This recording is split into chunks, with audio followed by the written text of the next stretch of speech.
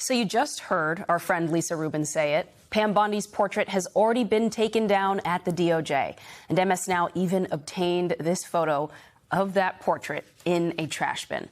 Still, House lawmakers want her to testify about the Epstein files. Oversight Committee ranking member Robert Garcia saying in a statement, quote, "She will not escape accountability and remains legally obligated to appear before our committee under oath." Lisa Rubin and Stuart Stevens are still here with us. Lisa, what can the House Oversight Committee do to actually have Pam Bondi appear for testimony? Would it be easier to compel her as a private citizen? Or was there more accountability, more teeth here when she was Attorney General? No, I think, Antonia, in some respects, it's easier to compel a private citizen to come.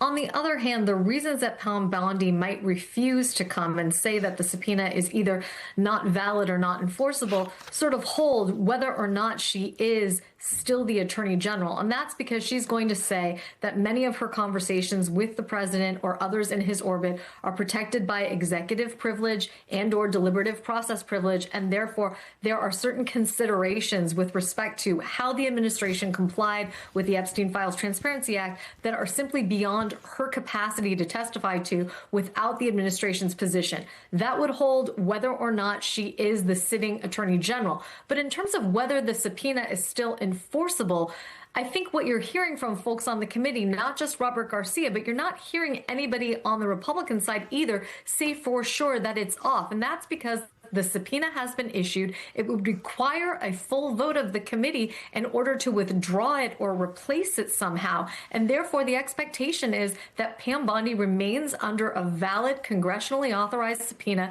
to show up before House Oversight and provide some explanation as to how the department got the Epstein Files Transparency Act so desperately, horribly wrong, not only with respect to violating survivors' privacy and safety left and right, but also in terms of its under-inclusivity. You'll remember that Todd Blanche, the Deputy Attorney General, who's now the Acting Attorney General, on January 30th stood up before the nation and said, "We are producing 3 million pages today." People remember that. What they don't remember is that Todd Blanche also was clear about the fact that the department had reviewed but would not produce another 2.5 million pages that he said they were withholding on privilege grounds. Those are not grounds recognized by the Act or recognized by Congress. And that's something that I know Robert Garcia, as well as Republican members on the Oversight Committee, are going to want to talk to either Pam Bondi or another representative of the department about, Antonia.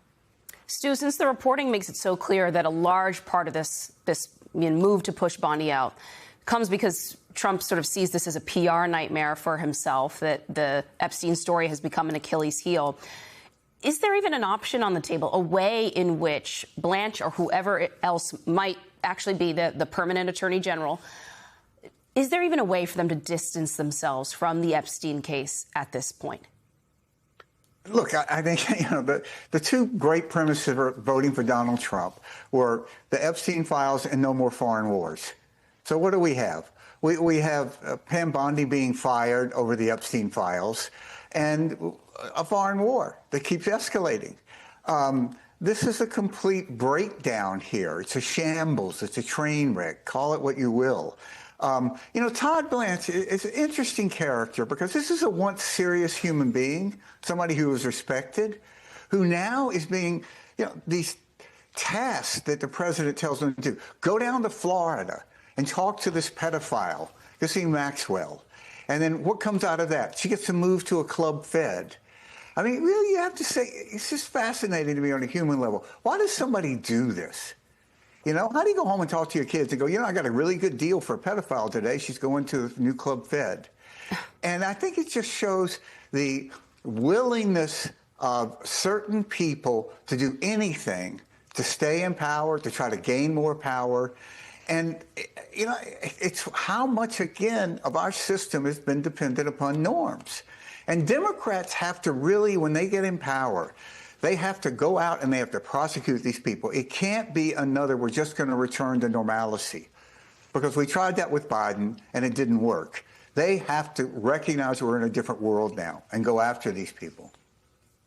I hear that from voters all the time, Stu, that they don't just want to turn a page, they want accountability. Stuart Stevens, Lisa Rubin, thank you both so much.